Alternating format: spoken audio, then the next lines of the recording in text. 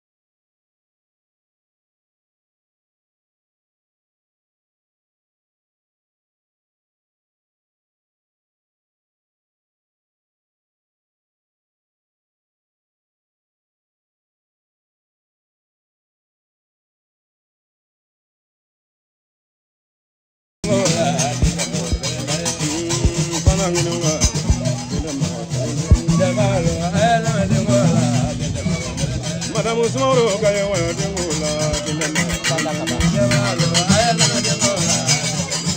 Ala kaba bomba kaya waya dingula dinama. Muzela bana kaba kaya waya dingula dinama.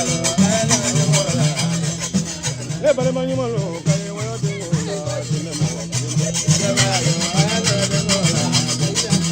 Muzela mama le tomo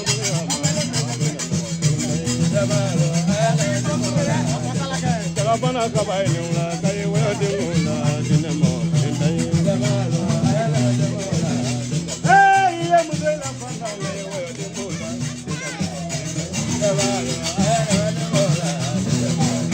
ade malo kai wa dingula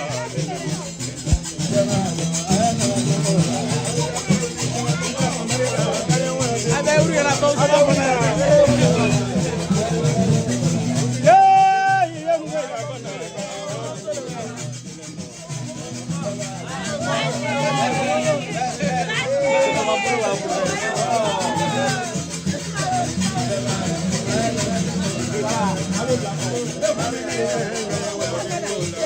Hola, mamá tía.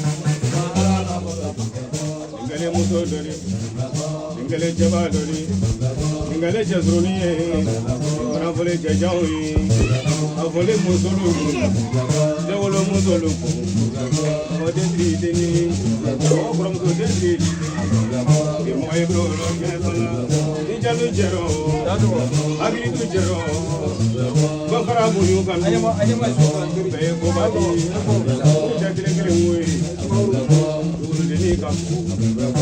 Doni trai kafu, ibale ma trai kafu, o dentri deni, o dentri deni, imo ebro rodie, o mo ya rodiero, ala don dolo da, kele denigiri, denigi ma bo balai, ila balale, ila kaba balai ni wa, aba kumu ni wa, aka o dan sigile fere, ni mo roji.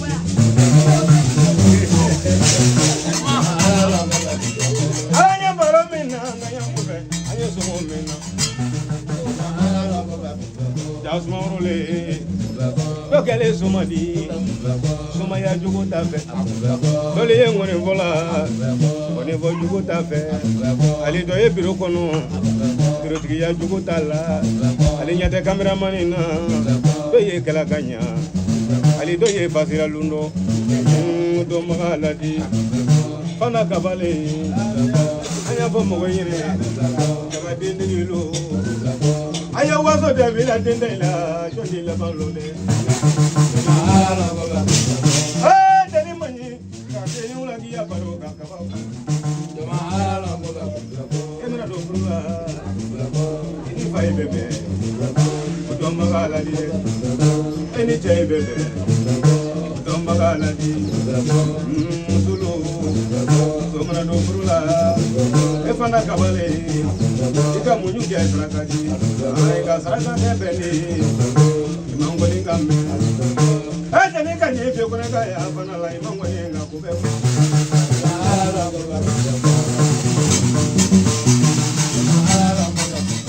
Muzela fana kube kube kuli ma muzela fana kube kube.